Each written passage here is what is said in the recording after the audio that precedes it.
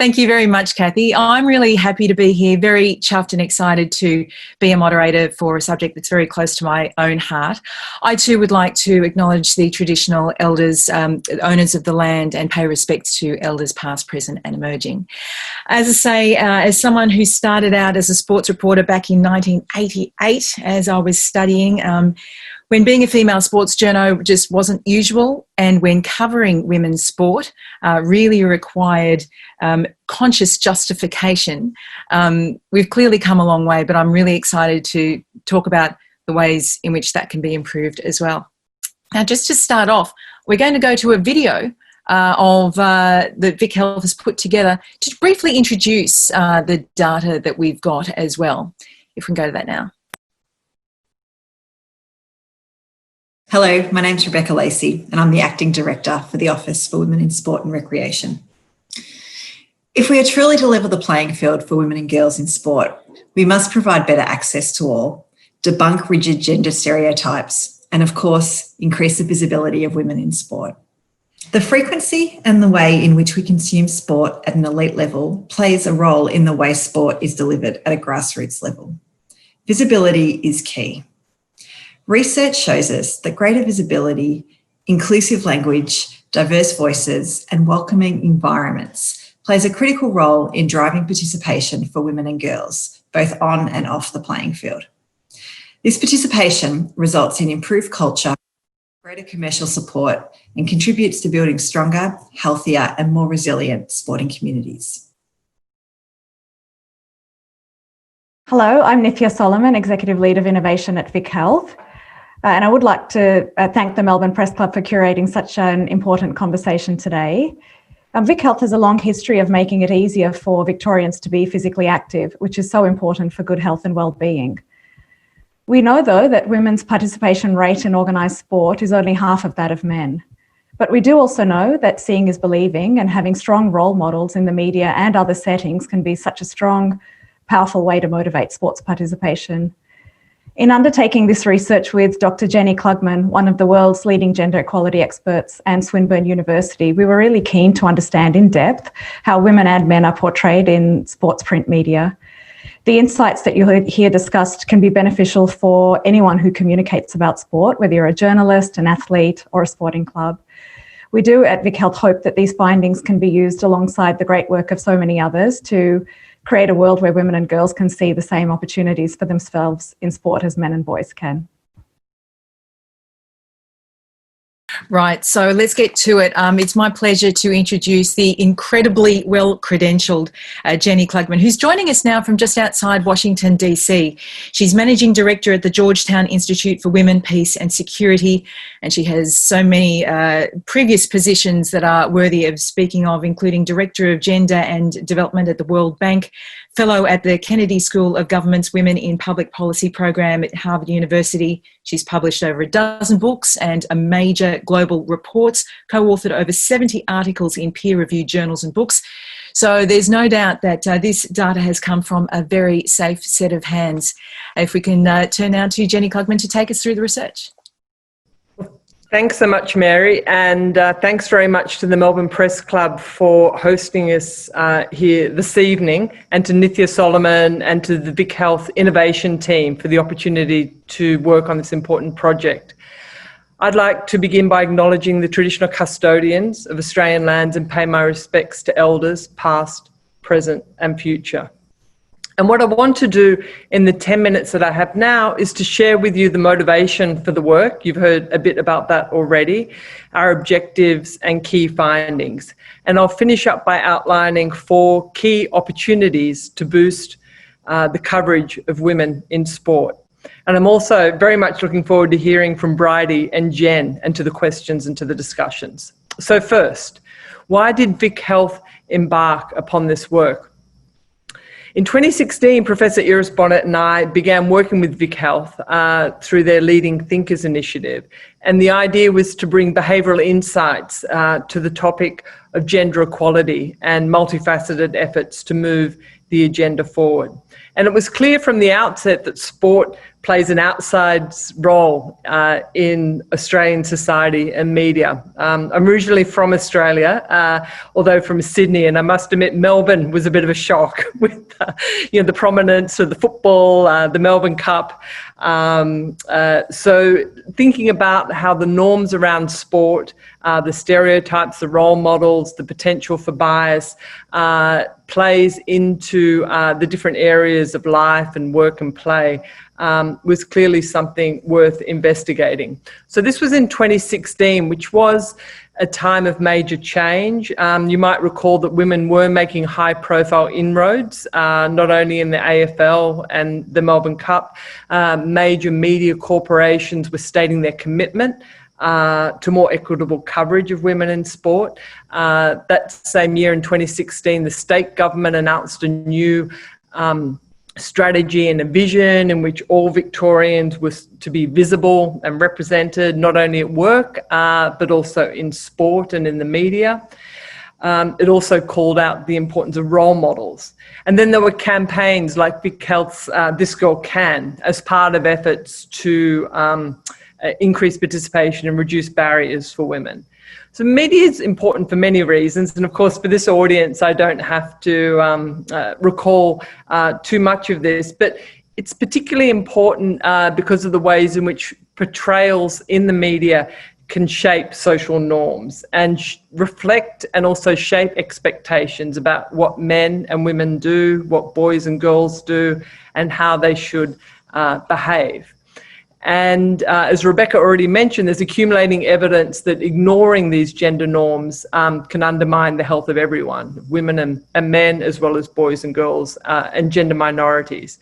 And this is true even in settings like Victoria, Australia, and the US, where explicit barriers to equality have been removed. So as Nithya already mentioned, the old adage, you can't be what you can't see, was an important part of our motivation.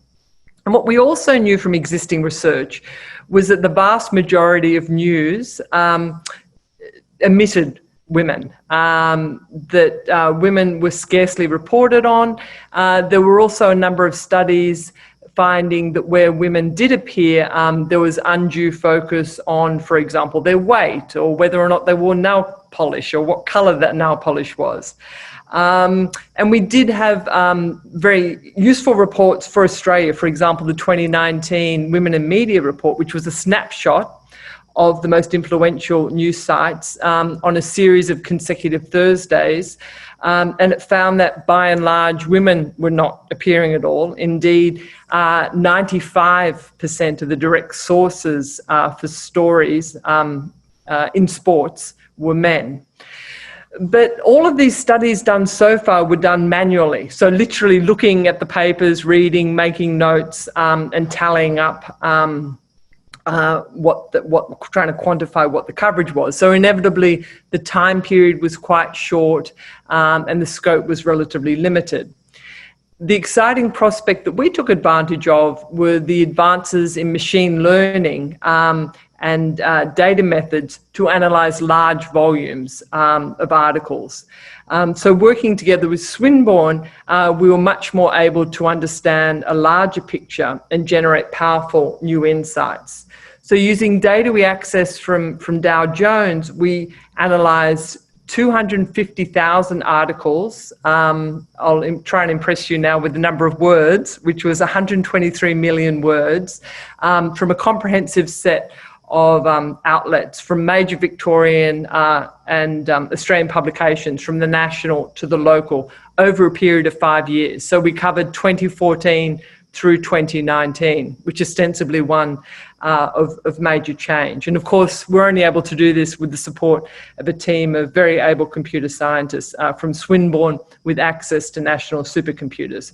So we looked at two basic questions. First, does sports media cover women and women's sport? So what is the extent of coverage? And secondly, the how. When they are covered, how are they portrayed? And so for the first, we developed coding based on names and labels to identify and process the data. And with this, we're able to look over time. And the slide that you see here shows the bottom line. So the orange one is the extent of female coverage. The green, obviously, is the men. And you can see that over the 5-year period, which runs from the middle of 2014 through June 2019, there was clearly some kind of blips, if you like, around particular events at different types of the year. But overall, the picture was that there were almost 10 times as many stories about men compared to stories about women. And whilst we might have expected this at the outset, or back in the 80s, as Mary referred to in opening this session, perhaps the most surprising aspect is the persistence over time. You know, there is some hints of improvement, but then there's kind of a regression to the norm. And this is despite the 2017 introduction of the AFLW, the international success of the women's soccer team, the #1 rankings of women in tennis and in surfing and in golf. So the net result over the 5 years is that there are about 30 million words written about men in sports compared to just over 3 about women. So that's the answer, the basic answer to the first question on the extent of coverage. So what about the second question? Were women likely to be portrayed in ways which were sexualized, undue focus on their roles outside sport? Was their success attributed to their own efforts or to that of their coaches or partners? And here, the news is better. So pardon the pun, but what we did was undertake detailed analysis of the language in sports articles. And the good news was that we found no significant differences in the ways in which males and females were portrayed in terms of the use of gendered language and the attribution of success. And references to their physical attributes were also relatively infrequent overall.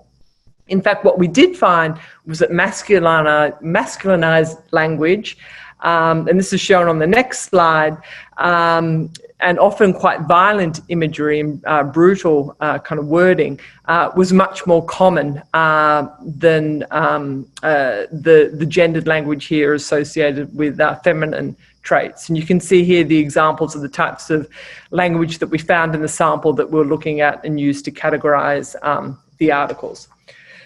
So they're the basic results, and obviously there's much more here, and I'm happy to respond to questions on details and so on, and you're of course welcome to refer to the report. But let me turn to kind of why these results matter. I mean, the basic point which has already been made is that lack of recognition of women in sport is unrepresentative, and it also may well discourage girls and women from participating in sport. So we know that women are physically active and are as physically active as men, but they are less likely to participate in organised sports. And we know that organised sports have another number of other advantages in addition to fitness in terms of mental health, social connection and well-being. So then what next? What are the opportunities for the way forward? Here I'm very much looking forward to my fellow panelists and discussion on this point, but what I'll do is flag some key directions which seem to emerge from our empirical analysis as promising. The first is that there is a gap between participation levels of women in sport and the current levels of media coverage in these sports. So we know from the earlier charts that the coverage of women overall is much less. But when you go sport by sport, and that's what we show here in these various graphs, basketball for cricket, hockey, tennis, and so on, you can see that the share of women in participation in all these cases, and that's the orange bar, on the upper bar, is always greater than the share of reporting on women in that particular sport. So we've referred to this gap, or we see this gap as an opportunity for the media to increase coverage, at least to the levels of women's representation and participation in sports. Secondly, is that the coverage of sports is dominated by those with traditionally high male participation. And that's shown in this so-called donut that we have here, where you can see that football, cricket, soccer, traditionally male sports, really dominate overall coverage. If more space were given to more gender-balanced sports in terms of participation, that would also enable greater coverage of women in sports. And then third, and this I think would be maybe of interest to certainly the budding female journalists in the audience, is that we found clear evidence that female journalists are very much underrepresented in sports, something that Mary already alluded to. But two, they're about 3 times as likely to write stories about women in sports than men. So in terms of the total number of stories, they don't account for a large share, but proportionately much larger number of stories are written by women. They're much more likely to write about female athletes. But sadly as well, and I don't have the chart here, is that the share of female journalists actually fell over this 5-year period. So at the beginning of the period, it was around about 18%, and then fell to about 12% by 2019. And then finally, but not least, we argue that there's demand for more coverage of female sports. There are surveys by VicHealth, for example, that revealed only 1/5 of women and about 1/3 of men felt there was enough media coverage of women in sport. So we see this as being unmet demand, which again is a potential direction for the future. So we do hope these findings will help inform and enrich the conversation about the directions for the future. In the report, we also acknowledge the great resources that already exist, like the Change Our Game suite, which has been developed by the IOC, and the other work which has been done on balanced gender portrayal. But then just to wrap up, just to reflect that discussions like this being hosted by the Press Club are really a very important part of paving new ways forward, and to more fully understand where we are now and what the opportunities are to change the game. So let me stop now. Thank you very much. Thanks, Jenny. That's fantastic. A great summary of some gobsmacking results and some eye-watering, as you say, numbers of bits of data there. And now next we'll turn to the next highly credentialed woman on the panel, Bridie O'Donnell, a medical doctor, champion road cyclist and track cyclist, author of Life and Death, a cycling memoir. She's a commentator, she's a broadcaster, inaugural head of Office for Women in Sport and Recreation, and currently in the Department of Jobs, Precincts and Regions, helping the recovery of the economy. And as we also saw, a highly glamorous Le Tour host. Over to you, Bridie, for your perspective. Thank you, Mary, and thank you to the Press Club and VicHealth and the Office for Women in Sport and Recreation for having me involved again. I'd like to acknowledge the people of the Kulin Nation, their traditional elders and custodians of the land that I live and work on in my kitchen. And I'd like to pay respect to elders past, present and emerging. If I think of a really key example of why we need to report on women's sport more is because sporting fans and kids and families have a real appetite for great contest. And I think all the way back to the Sydney Olympics, which many of us are celebrating the 20th anniversary of today, and think of some of the most iconic images and moments for me. The first one was Kathy Freeman, of course, winning the 400 metres. But I think about some other things that we probably hadn't seen a lot of footage of in the past, and why the Olympics brings those images and those athletes to our living rooms. For example, the women's water polo final between Australia and America, that is a sport that some people may have played at school if they were interested in having their skin ripped off them or their bathers or togs torn by the competitors. It's the most brutal sport I've ever played in my life. People also use their legs to drag you down under the water and try and suffocate you while putting their hands in the air, like, what am I doing? As they're trying to drown the competitors. But that just shows you why women's water polo players are just as brutal as men. So images like these mean that they bring that sport to the audience, they bring the contest, the tension, the storyline. Similarly with Pothast and Cook when they won the beach volleyball gold medal. So these are all sports that, because they're not always being brought to us, and to Jenny's point that we're seeing sports that are played predominantly and traditionally by men, particularly in Australia with Aussie rules, motorsport, tennis and cricket, that we just don't see those athletes. And then suddenly a whole world can open up to you and celebrate something that maybe your body would be great for or your attitude might be great for. And that's something I think I had the privilege of, is parents who didn't need me to be great at anything but absolutely wanted me to do my best. So by watching the Olympics and seeing these snippets, I mean, every 4 years for 2 weeks is definitely absolutely minute drip feeding of some of the best athletes in the world. But then what we started to see was sports that are more mainstream, and I think then fast forward 12 years to road cycling, which has been a professional men's sport for over 100 years and wasn't in the Olympics until 1984 when an American woman won the first gold medal, is that we saw this contest in 2012 for the women's road race, and people were watching in pubs and venues all over the world, and they saw Marianne Vos, who's arguably the best road cyclist of her generation, male or female, absolutely racing that race, aggressively, smart, risk-taking, death-defying in really difficult conditions. And I noticed an enormous shift then on the way cycling was reported on, in terms of just using words, adjectives to describe athletes as ferocious or aggressive, where those words would have never been used before. But even for myself personally, when I was racing in a cycling club up until quite recently, I was the best cyclist in the country in my particular event. I'd broken an hour world record. I was racing at my local club, lapping the field in a criterium, and the club president was on the microphone because he considered himself to be a bit of a commentator as well, and started describing how ugly I looked.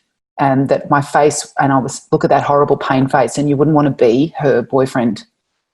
I wonder if she looks like that at home, if you know what I mean. Now, there were thousands of people watching this race because it's just a normal Sunday race.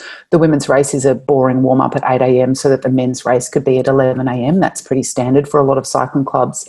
And I remember thinking, I'm winning this race. I'm lapping the field, therefore demonstrating strength and aggression and risk-taking. And anyone listening to this commentary is thinking, gee, you don't want to be a woman who's putting herself into an environment where the world can view you and judge you based on your appearance. It comes back to how Facebook was created, which is a binary measure of, are women hot or not? Would you find them attractive or not? Should you be winning but also looking attractive, please? You know, and even when we see women being interviewed for articles, let's have you pose next to the bike.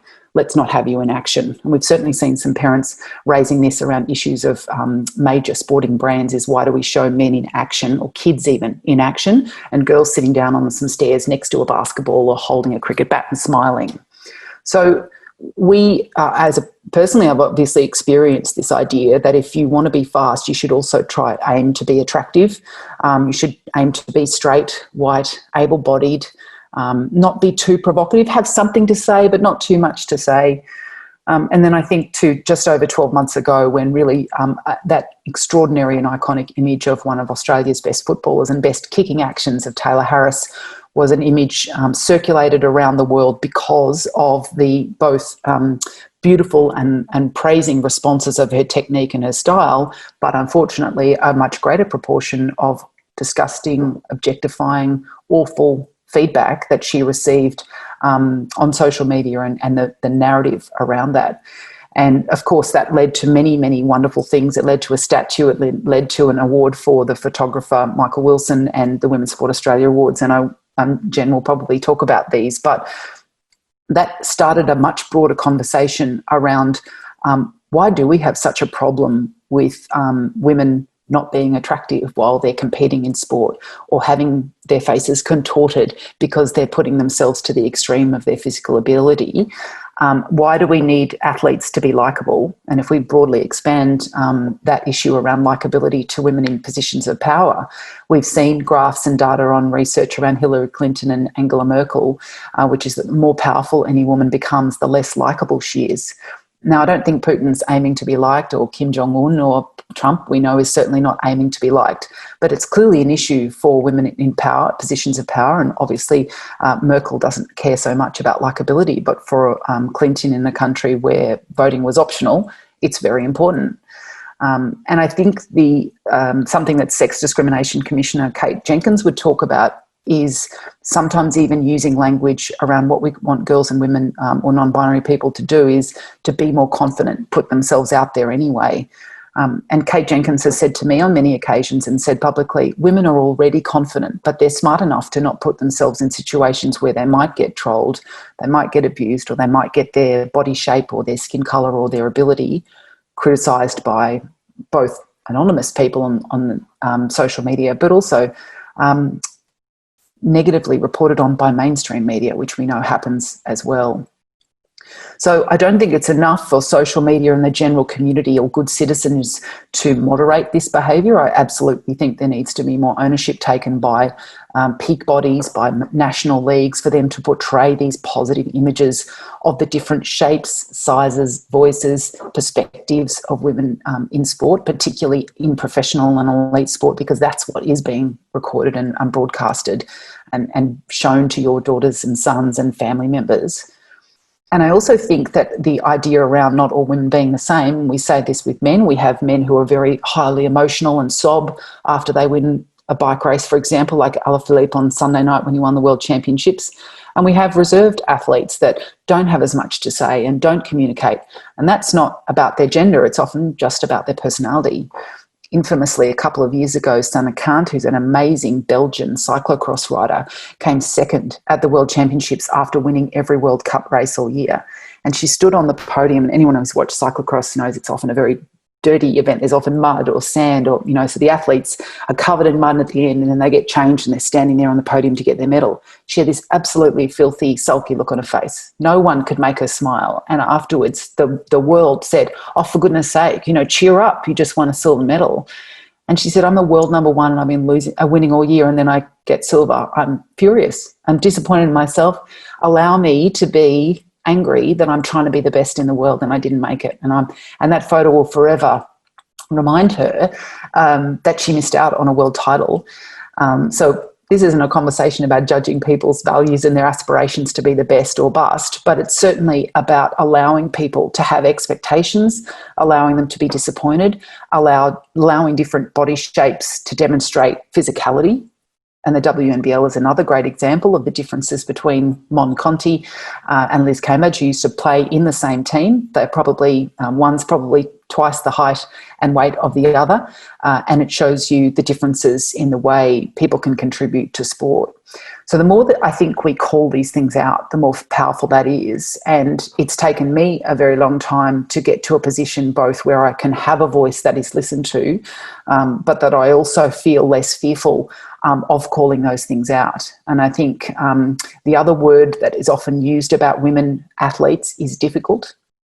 And to be labelled a difficult athlete is one of the worst things that you could ever hope for when you're trying to be selected for a national team or an Olympics or a World Championships. And so what that means and translates to in brackets is don't make trouble, don't complain. If someone comments on your appearance or tells you you're fat and if you could lose a few more kilos, you might, be on the poster for the sporting team. You have to absorb all of those things as an elite female athlete. And no doubt many male athletes do too. We're deeply preoccupied with the image of our athletes and we have unrealistic expectations of what they should look like. And so we can call those things out more and support younger athletes, particularly girls, teenagers who are less confident about their bodies and less confident about their performances, so that they can be safe to be in a space, whether it's a community sporting club or it's in a national team or an Olympic team. I think the other message is the one of privilege that, again, it takes a lot of us to time to acknowledge whether we have that or not. And again, we list the types of people that are generally represented in sports media when they're women, and it's a very narrow band of women, and then an even narrower band of women are afforded an opportunity to have an opinion. And if we think about the bar, let's say for football commentators, whenever Daisy Pearce speaks, whenever she comments on a match or between quarters, she is brilliant, number one. Two, I learn something every time. She's economical with her commentary and her words, and she provides an insight that is not being provided by other commentators. That's what we should want for all of our commentary team. It's the feedback that was given to SBS when I was fortunate enough over the last 3 weeks to commentate with experts and be the first woman on the SBS team to talk about cycling. But it wasn't without its challenges, of course.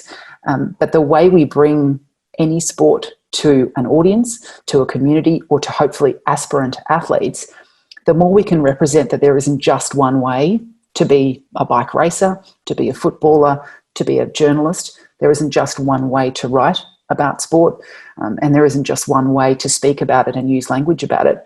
The more accessible and open and better Australia will perform. And I mean, if we do go back to Sydney Olympics, that's what we want. We want to be up on the medal tally.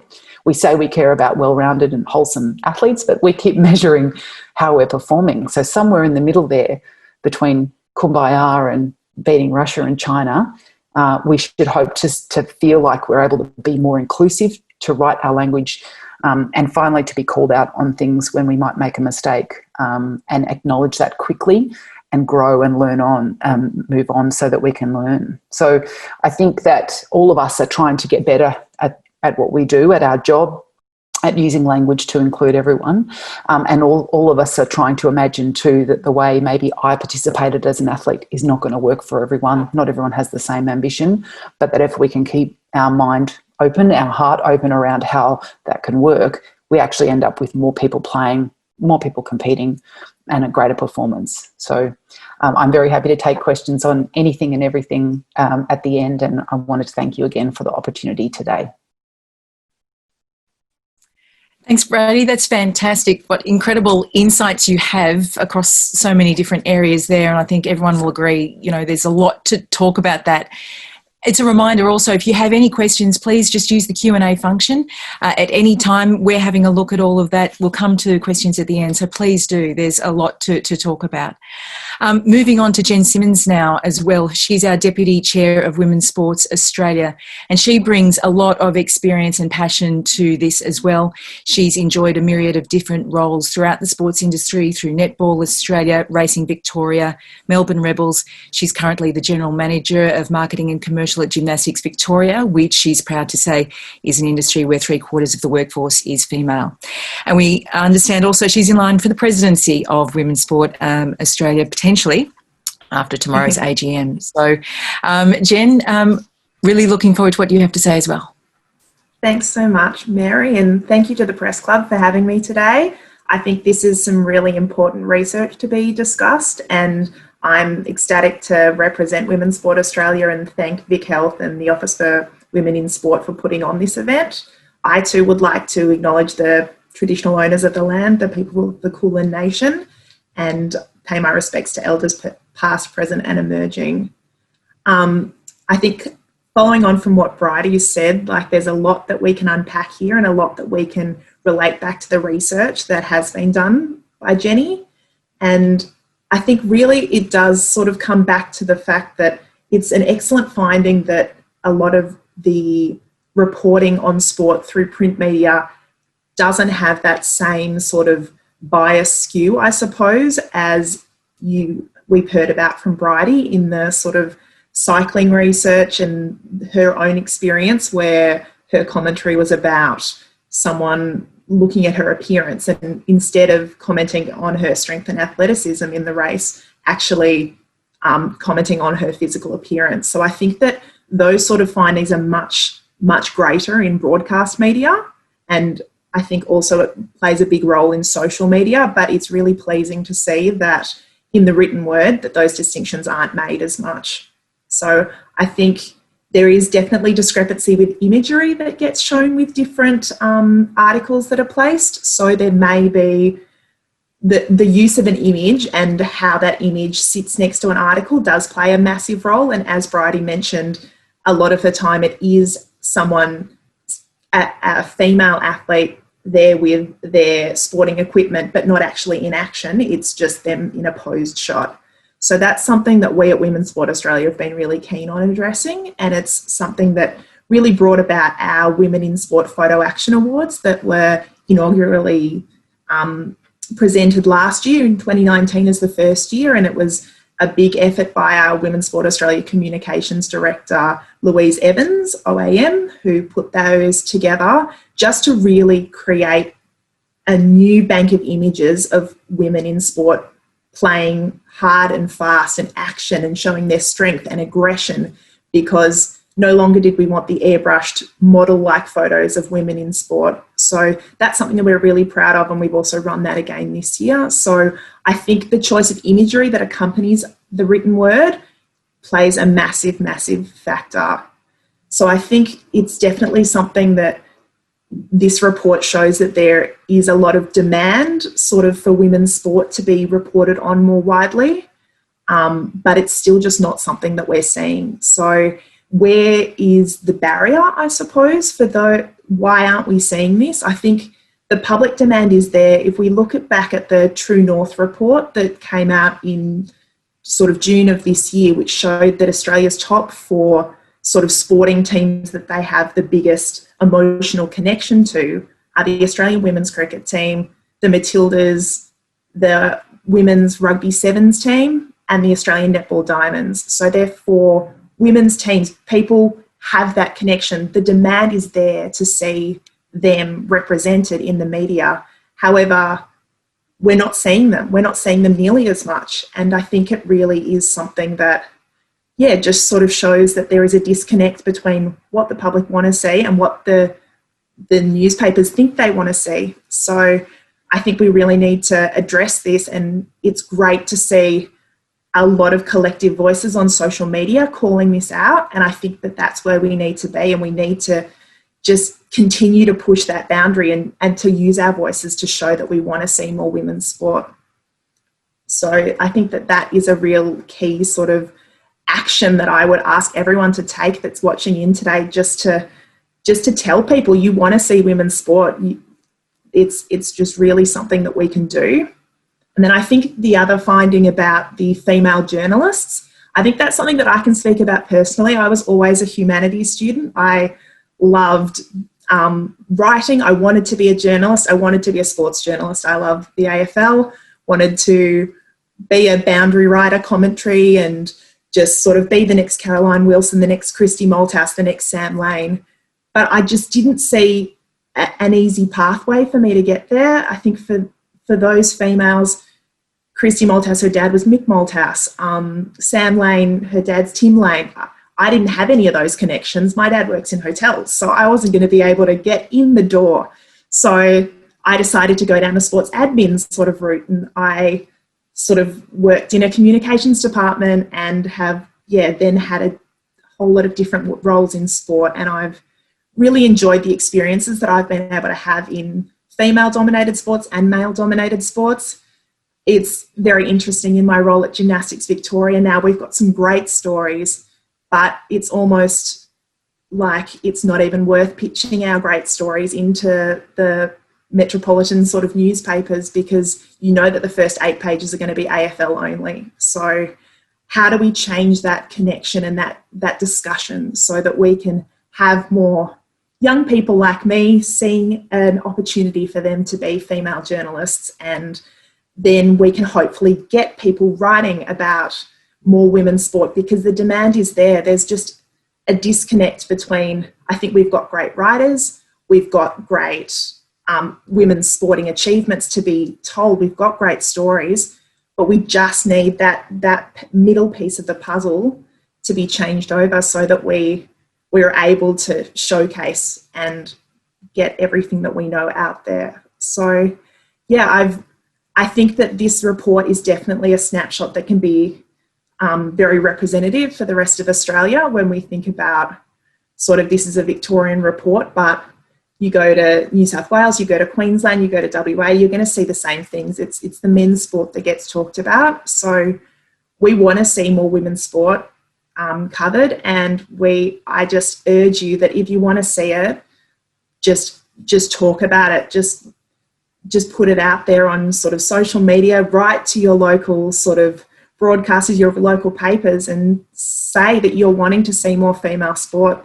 The demand's there. We've seen it from the way that AFLW has been able to have huge attendance for their finals, for the membership growth that we've been able to see in 2020, even though the season sort of got stopped. Like, we really just want to see things moving forwards for women's sport, and we want to see that in the paper, we want to see that in broadcast, we want to see it everywhere. So I just really hope that this report can help create change and we can start to see more women's sport moving forwards.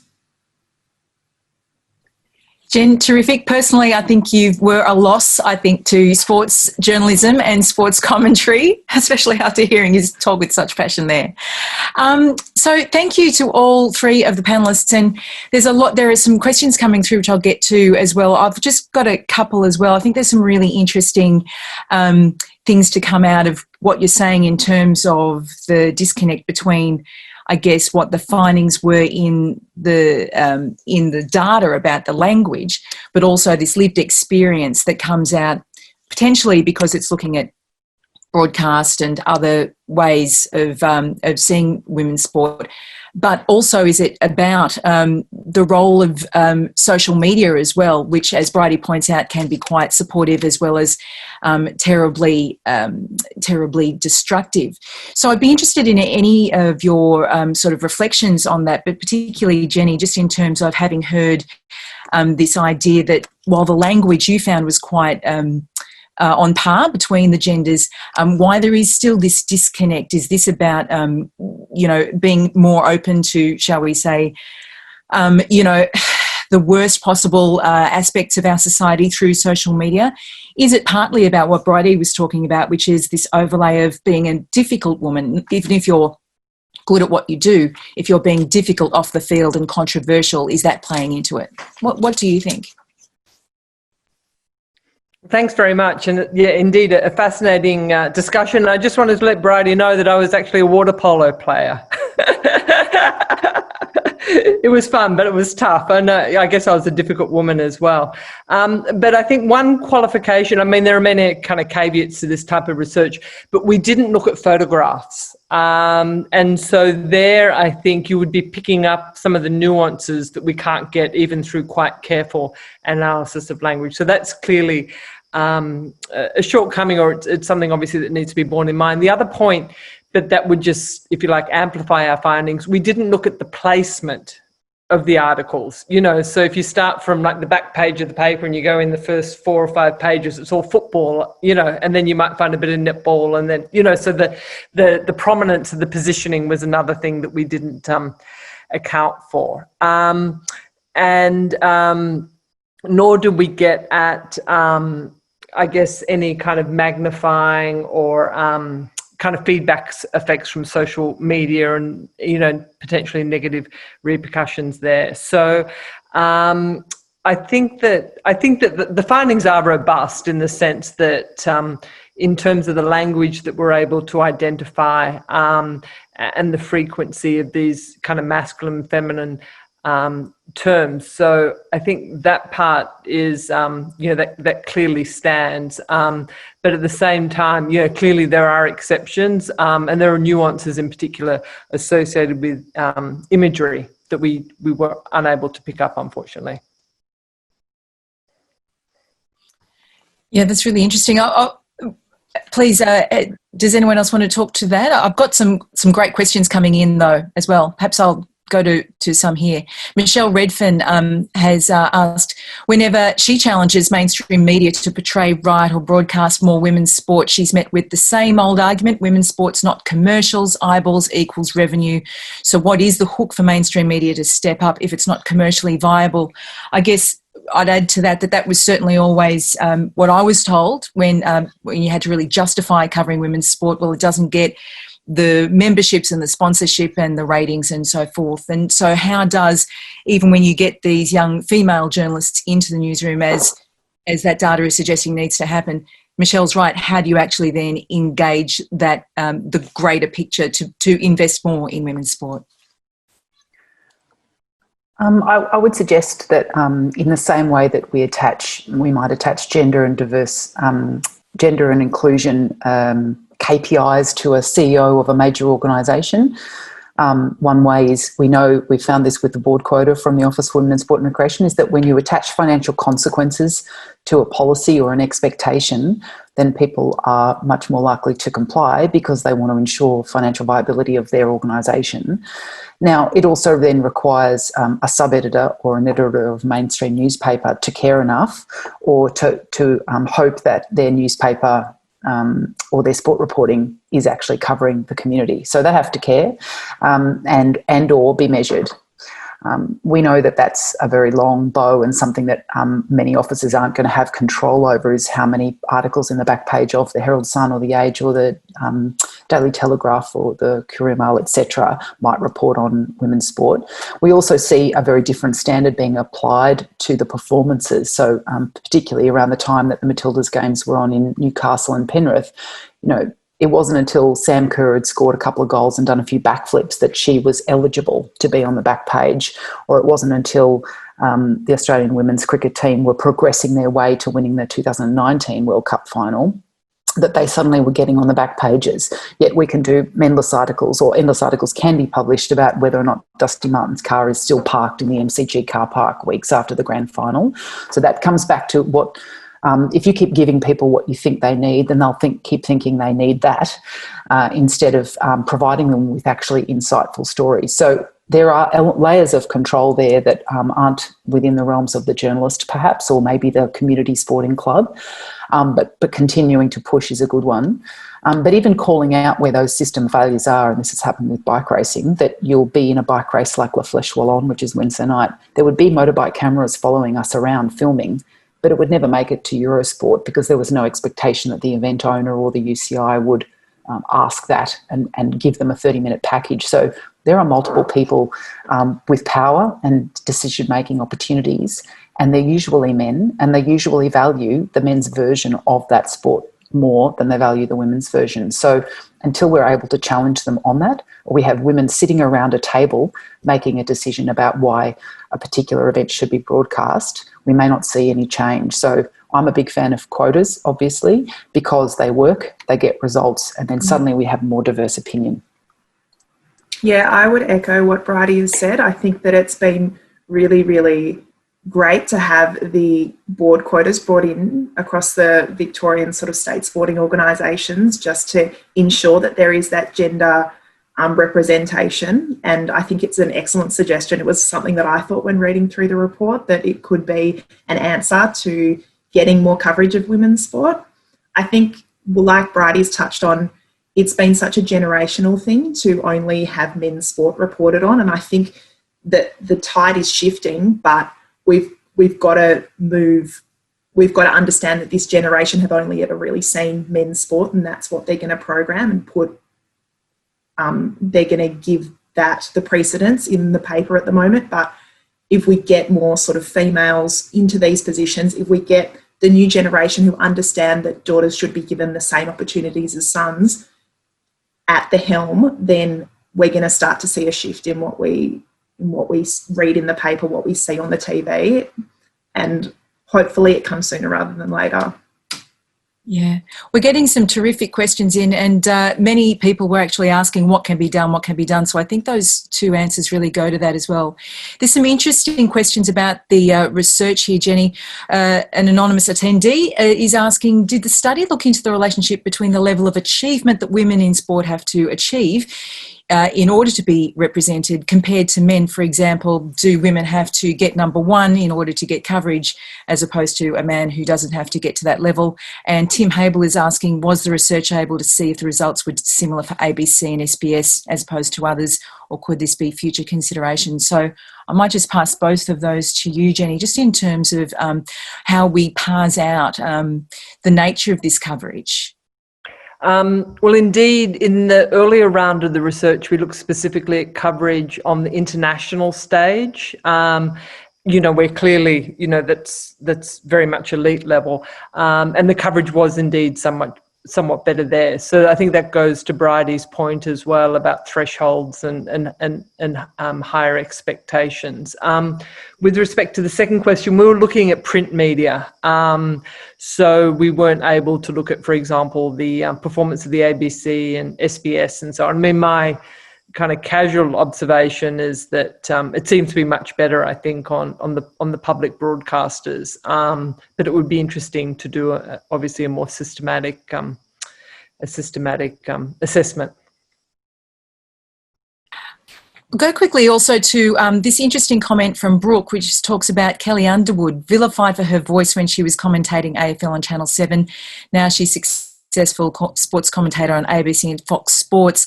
Brooke asks, are the free-to-air channels less forgiving of women in media? And I guess it also just goes to that greater question. We are talking about the portrayal of women in sport, but it goes throughout the sports industry as well, in terms of that forgiveness, as Bridie's talking about the different types of women and different types of acting and being within that sphere. What would the panellists have to say about that? I think it's a great observation about Underwood, and I know that McAvaney was very supportive of her initially by saying, I made plenty of mistakes when I started out as a football broadcaster, and he had also not played football. So he said, and we know that you don't have to have been a former elite athlete or have golden tonsils to be a commentator. You need to know information, you need to be able to transmit that to the audience, you need to be engaging. And we have, I think, arguably one of the best cycling commentators in the world in Australia and in Melbourne. And he's raced a bike and he has great knowledge and transmits that and works collaboratively with others. So I was fortunate enough to learn from someone like Matt Keenan and work with him. But not everyone is in an environment where they're supportive. And if we're going to be really transparent around football commentary, we see men still given jobs who've been abusive of women partners in the past or had extremely awful histories around behaviour. So again, we're seeing a completely different definition of merit. And we've said this before, but, merit is completely arbitrary. It's basically mates elevated regardless of intellect or talent. That's what it stands for. And it's where I give a job to someone I know because I reckon he'd be good at it and he'll agree with the things that I say. So until we start acknowledging that a lot of the industry works that way, and we ask people to be good at their job and to take on feedback and to try and deliver something that's wonderful to the audience, whether that's a written column or a live broadcast or a packaged up review of a particular sporting event, and hold everyone to the same standards, then we can't really be honest about people being given positions on merit. Yeah, that's very, very astute insight there as well. And this is something really interesting from Kate Griffiths, who's asking, how can journalists balance this need to see female sporting role models and hear their stories with the problems often created for female athletes in being showcased, not just the public response, but also responses from within the sporting community that can be career limiting? I think going back to some of those comments that you were talking about as well, Bridie, but it's interesting to have that notion explored. Obviously, exposure does bring these risks. So, is it an incremental matter of trying to change, obviously, the coverage, but how do you actually protect those women as we do get more coverage?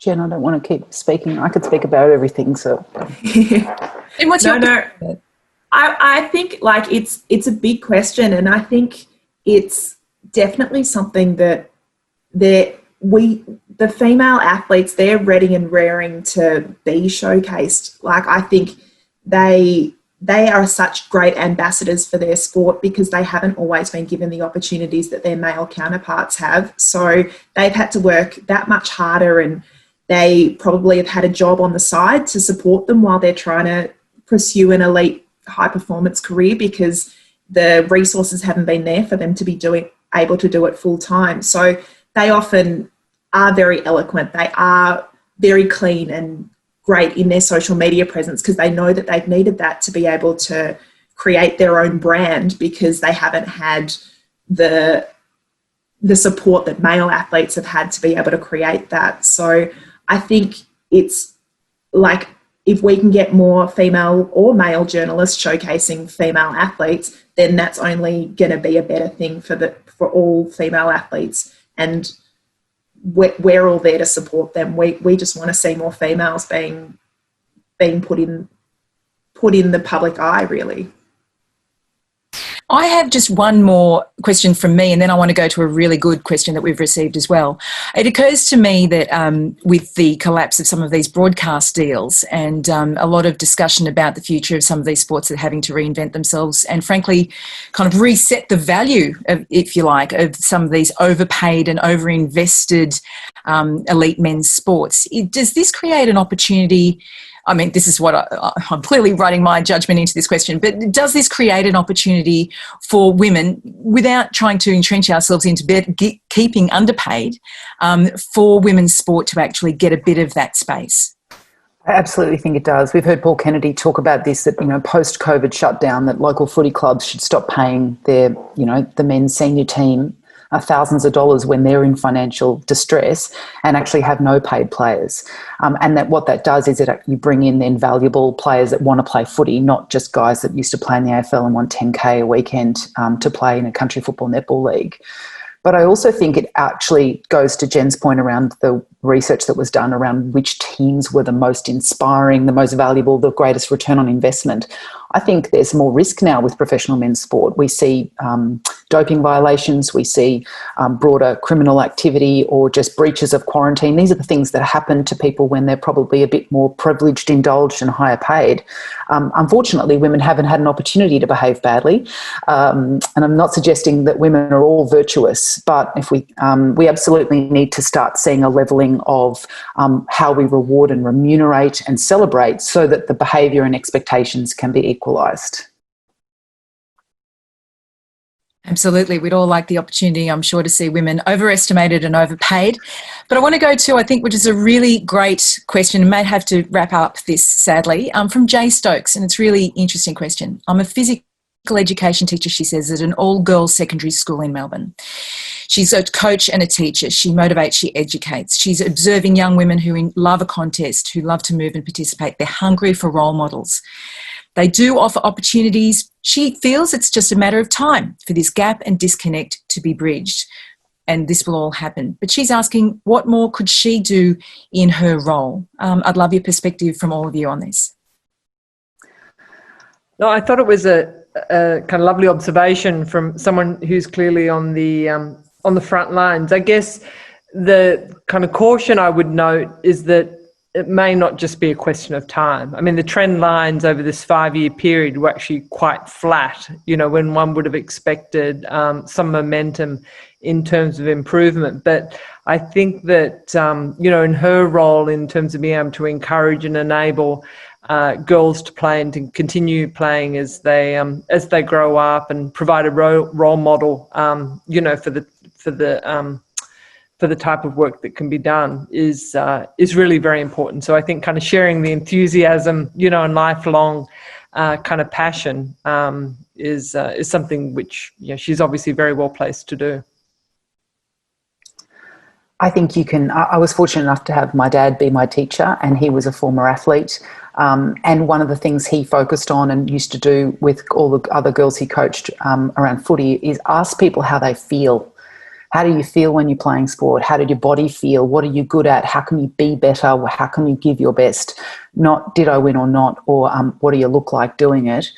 And so that girls can start to learn that what their body is capable of. I've never felt more empowered and alive and amazing than when I've been in the form of my life physically, been fit and strong and fast, or faster than the women in the bike race next to me. And that must be the same for other elite athletes and professional athletes. Your body is an amazing thing when you can get it to test it, and sport is the way that you do that. And you also learn about how to fail, how to be disappointed, how to work with other people that are different from you, how to not get what you want. I mean, we know that these are all the things that shape us into being great citizens and great human beings, great friends, partners, etc. And there's no better way to learn that than in a physical contest of whatever format that is. So that's what parents can do. It's what teachers can do, is let's start reminding kids about what their bodies are capable of.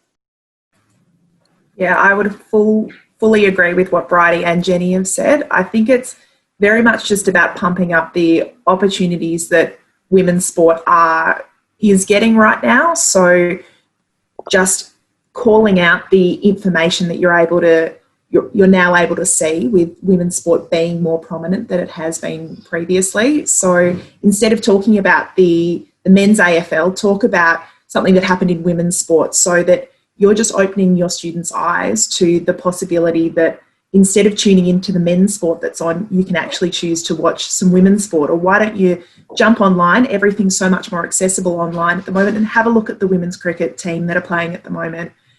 We're not just looking at AFL footy finals right now. There's a lot of other sport going on right now. So just make sure that it's not just the one-sided men's sport angle that you're giving, and just keep drilling home that women's sport agenda. That is a fantastic way, I think, to end this, and a really inspiring way to end it as well. And I really hope, I think I've just lost her name, but I'm hoping that she, actually I was just assuming it was a she, might have been a he, would ask that question. Thank you so much to all of our panellists, Jenny Klugman, Bridie O'Donnell and Jen Simmons. Thank you very much for inviting me along to moderate it. I think it's been absolutely fascinating and insightful, and frankly, I want to go out there and shout to the world some of this research, because I think that it's really important that people understand that there is this unmet demand, and the more we talk about it, hopefully the more it gets solved. So thank you very much for everyone for joining us, and hope you've enjoyed it, and see you next time.